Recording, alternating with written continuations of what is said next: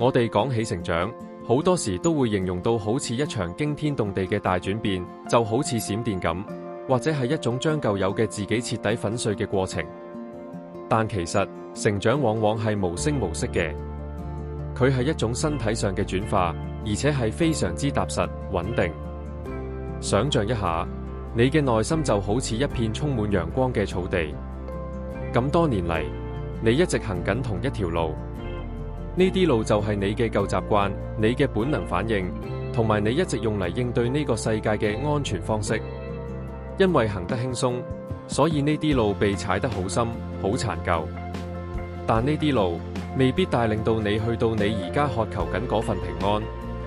當你決定嘗試一啲新事物，例如練習一啲喺你舒適圈以外嘅技能，或者用一種前所未有嘅優雅去應對一件事嘅時候，你會覺得好搖擺、好唔自然，係因為你正正係第一次踏入嗰啲好深嘅草叢入面。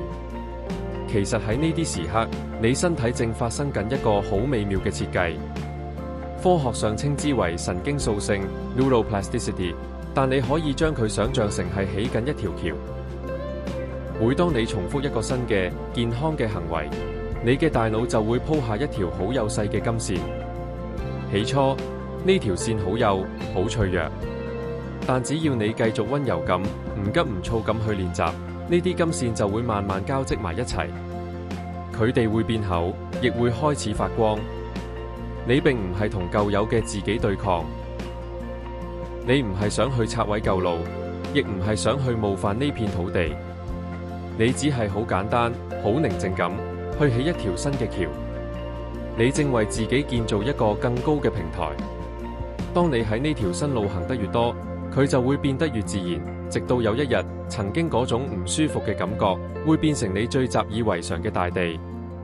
呢種成長其實係一種對自己嘅溫柔。你唔係為咗取悅世界而強迫自己改變，你係更新緊內在嘅建築，去更好咁安放你嘅靈魂。透過強化呢啲新嘅神經路徑，你令到自己嘅靈魂更輕易咁停留喺佢原本嘅頻率。你變得更有韌性，並唔係因為你變硬咗，而係因為你同自己更一致、更對位。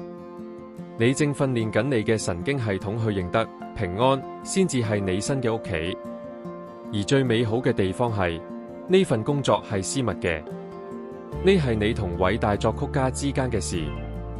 你唔需要同任何人發生衝突去換取成長，你只需要繼續行好你自己嗰條金色嘅橋。